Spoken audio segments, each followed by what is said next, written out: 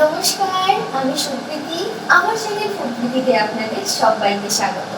আরো নতুন নতুন ভিডিও দেখার জন্য অবশ্যই আমার চ্যানেলটিকে সাবস্ক্রাইব করবেন আর পাশে থাকা বেল আইকনটি অবশ্যই করে প্রেস করে দেবেন। আজকে আপনাদের জন্য নিয়ে চলে এসেছি একটা স্পেশাল ছোলার ডালের রেসিপি নিয়ে। এটা আপনারা লুচি, রুটি, পরোটা যা কিছুর সাথে সার্ভ করতে পারেন।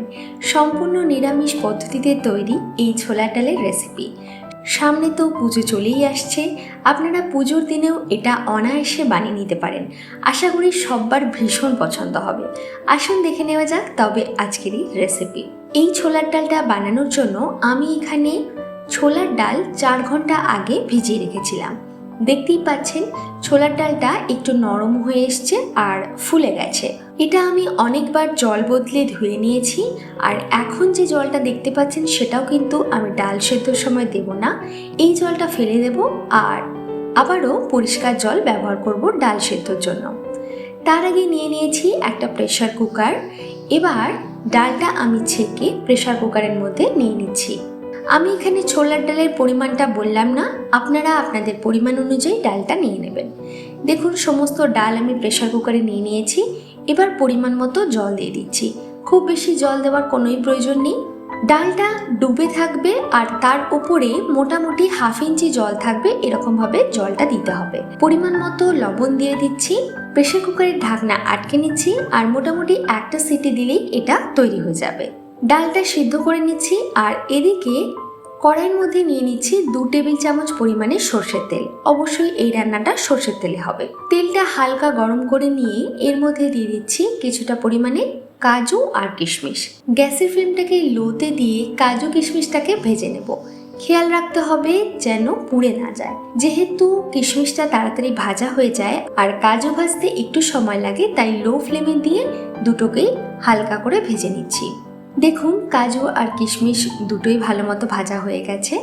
এবার এটাকে তুলে রাখছি। এটা আপনারা নিজেদের প্রয়োজন অনুযায়ী ব্যবহার করবেন। এবার ওই তেলের মধ্যে দিয়ে দিচ্ছি পনির। এখানে আমি 100 গ্রাম পনির নিয়েছি, ছোট ছোট টুকরো করে কেটে নিয়েছি। গ্যাসের ফ্লেমটাকে লো টু মিডিয়াম ফ্লেমে দিয়ে পনিরটাকেও ভেজে নেব।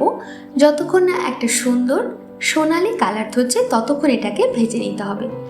পনির বেশি ভাজবো না, তা না হলে এটা আবার শক্ত হয়ে গেলে ডালের মধ্যে খেতে ভালো লাগবে না, তাই হালকা করে পনিরটাকে ভেজে নিতে হবে।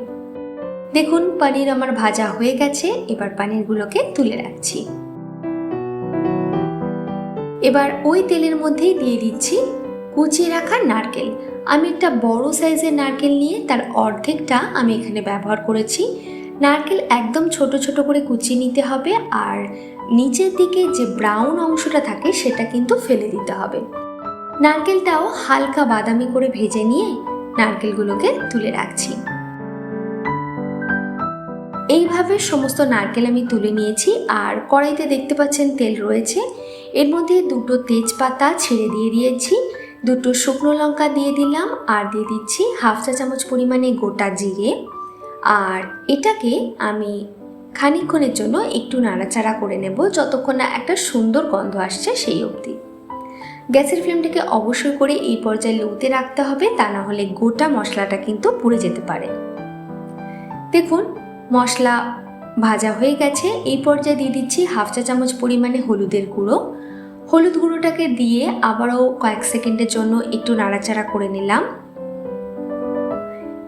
এবার এর মধ্যে দিয়ে দিচ্ছি গ্রেট করে রাখা আদা। 1 চা চামচ পরিমাণে গ্রেট করা আদা এর মধ্যে দিয়ে দিচ্ছি। আপনারা চাইলে আদাটা শিলের মধ্যে একটু থেতো করে ব্যবহার করতে পারেন, তবে আদা বাটার থেকে গ্রেট করা বা থেতো করা আদা ছোলার ডালে বেশি ভালো লাগে খেতে। এবার সব কিছু মশলা ভালোভাবে একটু কষিয়ে নিলাম। এবার এর মধ্যে দিয়ে দিচ্ছি 1/2 চা চামচ পরিমাণে জিরের গুঁড়ো। জিরের গুঁড়োটা দিয়ে আবারও কয়েক সেকেন্ডের জন্য একটু নাড়াচাড়া করে নিচ্ছি। সমস্ত মশলা খুব ভালোভাবে কষানো হয়ে গেছে। এই পর্যায়ে দিয়ে দিচ্ছি আগে থেকে সেদ্ধ করে রাখা ছোলার ডাল। দেখতেই পাচ্ছেন ছোলার ডালটা না খুব বেশি সেদ্ধ হয়েছে আর না খুব বেশি শক্ত রয়েছে। ঠিক এইভাবে ডালটাকে সেদ্ধ করে নিতে হবে। ছোলার ডাল বেশি যদি শক্ত থাকে তাহলে কিন্তু লুচি বা রুটি সাথে খেতে ঠিক ভালো লাগে না, আবার পুরোটা গলে গেলেও কিন্তু ভালো লাগে না খেতে। সবটা খুব ভালোভাবে মিশিয়ে নিয়ে এর মধ্যে দিয়ে দিচ্ছি 1 টেবিল চামচ পরিমাণে চিনি। ছোলার ডাল সবসময় একটু মিষ্টি মিষ্টি খেতে ভালো লাগে, তাই অবশ্যই করে চিনিটা কিন্তু ব্যবহার করবেন। এই পর্যায়ে যদি লবণ আপনাদের কম লাগে সেক্ষেত্রে লবণটা একটু অ্যাড করতে পারেন। এখন এর মধ্যে দিয়ে দিচ্ছি আগে থেকে ভেজে রাখা নারকেল, পনির, কাজু, কিশমিশ। সবটা দিয়ে দিলাম আর কিছুটা বাঁচিয়ে রাখলাম শেষে গার্নিশ করার জন্য। যদি আপনারা ছোলার ডাল একটু গাঢ় পছন্দ করেন সেক্ষেত্রে এটা আরও একটু কম জল দিয়ে আপনারা সেদ্ধ করতে পারেন, তবে এটা একদম পারফেক্ট কনসিস্টেন্সি, কারণ এটা ঠান্ডা হয়ে গেলে আরও একটু জমে যাবে।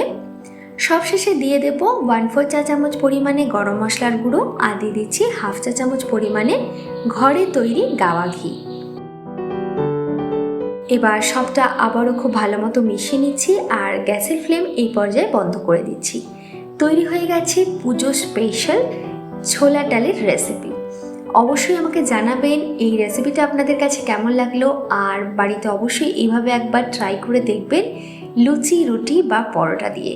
আশা করি আপনাদের দারুণ লাগবে। তাহলে বন্ধুরা আজকে এই পর্যন্ত। আমার চ্যানেলে নতুন বন্ধু হয়ে থাকলে প্লিজ আমার চ্যানেলটিকে সাবস্ক্রাইব করার অনুরোধ রইল। পাশে থাকা বেল আইকনটি অবশ্যই করে প্রেস করে দেবেন, যাতে আমি যখনই কোনো নতুন ভিডিও দেবো সেটা আপনাদের কাছে খুব সহজে পৌঁছে যায়। ভালো থাকবেন, সুস্থ থাকবেন, সাবধানে থাকবেন।